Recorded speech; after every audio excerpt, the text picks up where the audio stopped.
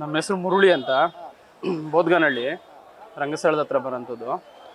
ಅತಿ ಹೆಚ್ಚು ಮಳೆ ಆಗಿ ಹೂವಿನ ಗಿಡಗಳೆಲ್ಲ ವಿವಿಧ ಕಾಯಿಲೆಗಳಿಂದ ಹೂವು ಗಿಡಗಳೆಲ್ಲ ನರಳ್ತಾ ಇದ್ದಾವೆ.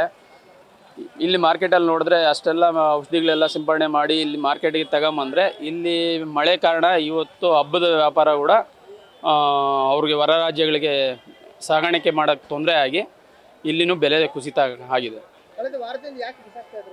ಕಳೆದ ವಾರದಿಂದ ಅಂದರೆ ನಮ್ಮ ಜಿಲ್ಲೆಯಲ್ಲಿ ಹೆಚ್ಚಾಗಿ ಮಳೆ ಆಗ್ತಾ ಇರೋದ್ರಿಂದ ಹೂವಿನ ಮಾರಾಟ ವ್ಯಾಪಾರಸ್ಥರಿಗೂ ತೊಂದರೆ ಆಗ್ತಾ ಇರೋದ್ರಿಂದ ಇಲ್ಲಿ ತೊಂದರೆ ಆಗ್ತಾ ಇದೆ.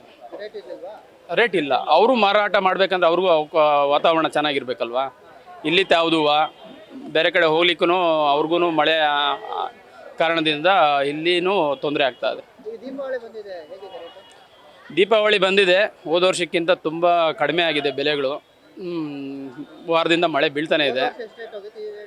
ಹೋದ ವರ್ಷ 250-300 ರೂಪಾಯಿವರೆಗೂ ಇತ್ತು. ಈ ವರ್ಷ ಬರೀ 20-30ರಿಂದ 150 ರೂಪಾಯಿವರೆಗೂ ನಡೀತಾ ಇದೆ ಅಷ್ಟೇ. ತುಂಬ ಲಾಸು. ಅಲ್ಲ, ಈಗ ಬಂಡವಾಳ ಬರೋದಿಲ್ಲ.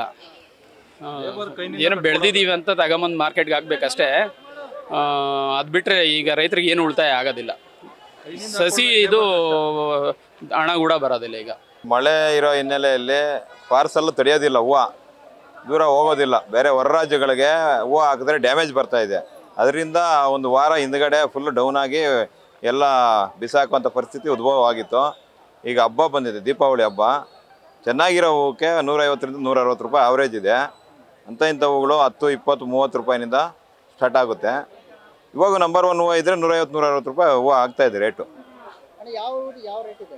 ಸರ್, ಮೆರಾಬುಲ್ಲು 150-160 ರೂಪಾಯಿ ಇದೆ ಚೆನ್ನಾಗಿರೋದು. ಸೇವಂತಿಗೆನೂ ಅಷ್ಟೇ 80-100-120 ರೂಪಾಯಿ ಇದೆ ನಂಬರ್ 1. ಇನ್ನು ಮೀಡಿಯಮ್ ಎಲ್ಲ ಬಂದು 30-40 ಅದು ಇದ್ದೇ ಇರುತ್ತೆ ಸರ್, ಕ್ವಾಲಿಟಿ ಇದ್ದಂಗೆ. ಚಾಕ್ಲೇಟ್ ಬಂದು 50-60-80ವರೆಗೂ ಇದೆ.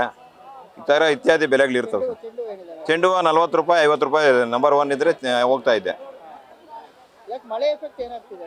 ಮಳೆ ಎಫೆಕ್ಟು, ಮಳೆಯಿಂದ ಯಥೇಚ್ಛವಾಗಿ ಮಳೆ ಬೀಳೋದ್ರಿಂದ ನೀರು ಕುಡಿದು ಪಾರ್ಸಲ್ ಹೋಗಲ್ಲ, ಡ್ಯಾಮೇಜ್ ಬಂದುಬಿಡುತ್ತೆ.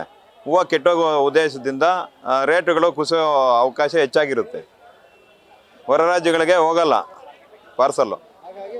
ಹಾಗಾಗಿ ರೈತರಿಗೆ ಏನು ಹೇಳ್ಕೊಳೋ ಅಂಥ ಬೆಲೆಗಳಿಲ್ಲ. ಪಾಪ ಅವರು ಕಷ್ಟಪಟ್ಟು ವರ್ಷ ಪೂರ್ತಿ ಬೆಳೆ ಬೆಳೆದು ಏನಂತ ಹೇಳ್ಕೊಳೋ ಅಂಥ ಹೆವಿ ರೇಟ್ಗಳಾಗಿಲ್ಲ. ಸಾಧಾರಣವಾಗಿ ರೇಟ್ಗಳಿದ್ದಾವೆ ಸರ್, ಪರವಾಗಿಲ್ಲ.